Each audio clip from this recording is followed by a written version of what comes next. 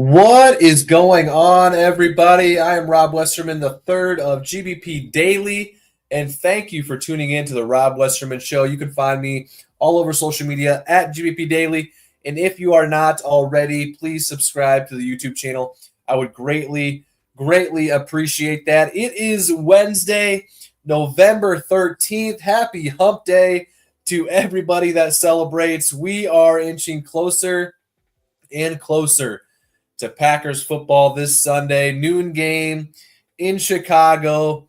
Bears week is underway. And if you are on social media, you are all well aware of that fact. Although the Packers and Bears banter goes on all year long in season, during the off season, it is especially getting pretty chippy out here this week across the social channels. I will say this. I respect the Bears fans in the fact that they are consistently backing their team, trash talking their least favorite rival in us Packer fans all year long. Whether they're 0-10, whether they're 10-0, you can bet that they will be loud and proud about it either way. And for that, I do respect them for it. Nothing too crazy happening on the Packers front coming out of the bye week. We'll have practice updates later today as they hit the field.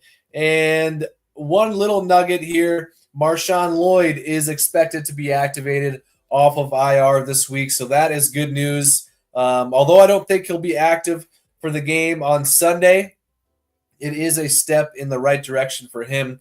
But, outside of that, it's Bears week.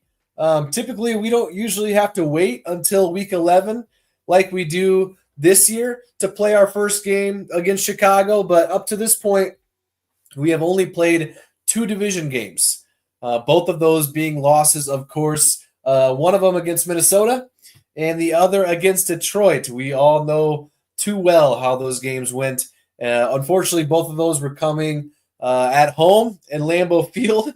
And I'd say as far as the division goes, this weekend's game is a must-win if we want to have any shot at winning the North. So pretty big one coming on Sunday. Without further ado, let's dive into some questions here and get to talking some Packers football. The sole reason that I am here with you is to chalk it up with you guys. As always, the Nicolet Law hotline is live. If you want to be a part of the show, give me a call on the Nicolet Law hotline. The number is on the screen, 319-242-2332. You got a Packers question. You got something you want to talk about, Packers related. Give me a call and join the show on the Nicolet Law hotline. I would love to talk some Packers with you. Let's hop in the chat here. My man Daniel, Packers by 30. I love the optimism, Daniel. I don't think it's going to happen, but I sure hope it does. Good morning to you as well, Terry. Big one this weekend. Time to put down the Bears. If they win, things change drastically for us and them as far as the rest of the season goes. I agree, Terry. A pretty massive game on Sunday. If the Bears win, they've uncovered some hope for the remainder of the season. And on the flip side, the Packers would fall to 6-4, and more importantly, 0-3 in the division. So 0-3 in the division really would sting. So I thought we had a legit chance at winning the North before this year started. But the chances at that are getting slimmer by the week, with no thanks to us in already losing 2 home division games where in both instances we came out flat. We looked unprepared and overall just gave a pretty pathetic effort on both sides of the ball in those games. The Vikings game, we all remember too well. It was 28-0 at halftime, if I remember correctly. Or did Jaden Reed score a touchdown right before half? Maybe he did. And then the Lions game, we looked terrible. Jordan threw a pick that led to a pick 6 right before half, and we ended up losing that game 24-14. The score was closer than what it actually was. It was 24-6 until we scored late in the game, thanks to Emmanuel Wilson. So, big game on Sunday indeed, Terry. Thank you for hopping in the chat. I appreciate you. My man Davis in the chat, do you think we are a team? Would you think we are a team if we clean up mistakes that are right there with the top teams in the league? We've got a chance to be one of the top teams in the league, in my opinion. But the penalties, the drops, the interceptions are all glaring mistakes that hopefully were fixed over the bye week, especially the penalties. Those are just killers. We seem to have pretty decent drives up until a holding call or a couple false starts, or even an interception. So hopefully those things can get cleaned up. But yeah, I mean, the Lions, who are the 1 seed, we played so bad in that game. Pick six and then a missed field goal. There's your 10 points that we lost by. So you throw in a bunch of penalties that we had during that game, and we should have been right there with them. Instead, we were playing from behind the entire time. Josh Jacobs, I think, had around 80 yards in the first half, only ended the day with 12 total carries. And, yeah, we got to lean on the run game a little more. I understand we were playing from behind the majority of that game, but he is one of our, if not best offensive player. So I'd like to see him get a little more carries, a little more action out there. And Chris Brooks being in the game on drive 2 is a questionable decision. If Josh Jacobs is that tired where he can only go one drive and then he's got to sit for a drive, then I don't think it's on him. I think it's the coach.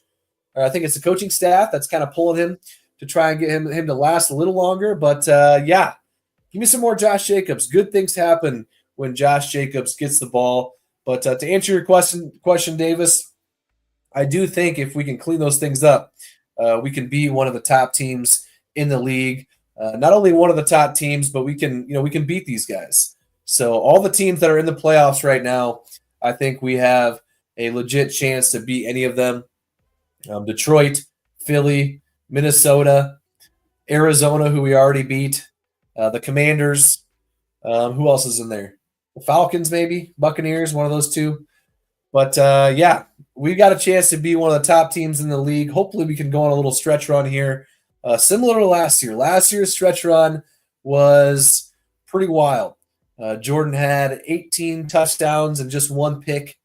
If he can turn things around like he did the end of last season, then, yeah, I think we can start talking about being one of the top teams. But until we get the interceptions under control, until we can solve the penalty problem, until we can solve the drops that seem to be happening every single game, we are not one of the top teams in the league at this very moment. Hopefully that will change with some of the mistakes that we're making ourselves. So, I mean, they're all correctable.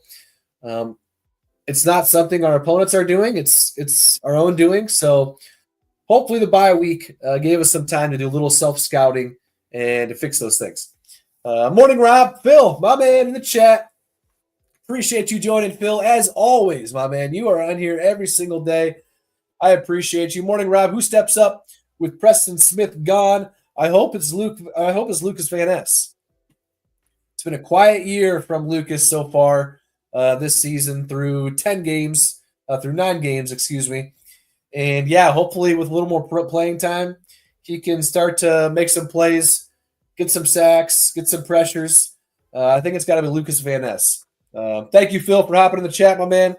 Have yourself a great Wednesday, hump day. Haley is in the chat. Last easy one this weekend